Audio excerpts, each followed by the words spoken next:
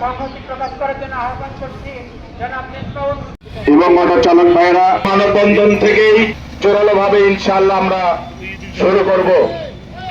এই টোল ফিরের দাবিতে 19 জাহাঙ্গীর সেতুটি উদ্বোধন হয়। টোল দিয়ে আর্থিকভাবে স্বাবলম্বী করে আসছে জনসাধারণ। এখান থেকে আমরা এই টোল মুক্তি চাই। শুরুতেই স্বাগত বক্তব্য রাখার জন্য বিনীত অনুরোধ করছি অধিকার আদায় কমিটি। বক্তব্য রাখছেন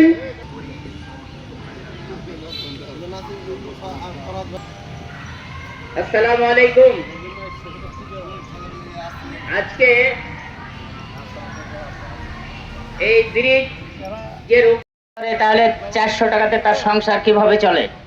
তা আমরা এই অটো রিক্সাদের এবং মোটরসাইকেল ট্রাক বাস নাগরিক কমিটির সভাপতি মহোদয় বললেন যে আর্থিকভাবে যে ক্ষতিটা হচ্ছে উনি অটো রিক্সাওয়ালা প্রতিদিন তার নিজের অর্থকে এই ট্যাক্সের মাধ্যমে এই 93 সাল থেকে অদ্যাবধি আমাদের টাকা সাধারণ মানুষ যেন টোল মুক্ত ভাবে জীবনযাপন করতে পারে এবং সুস্থ জীবনযাপন করতে পারে।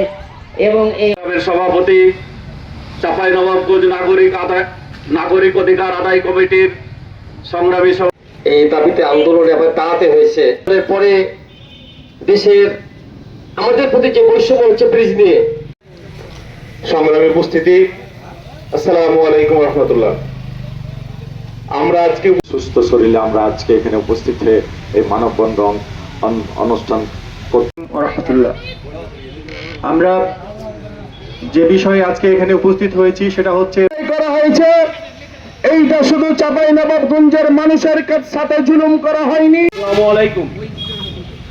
উপস্থিতি চাঁপাইনবাবগঞ্জ নাগরিক অধিকার দেখে না এখানে যিনি রোডসের এক্সেল আছে উনি মতিয়ার কানা।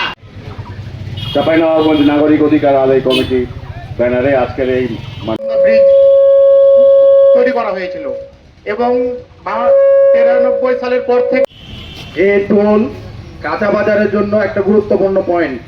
আমাদের যে পয়েন্টে টোল ফ্রি দাবিতে 33 বছর কাটলো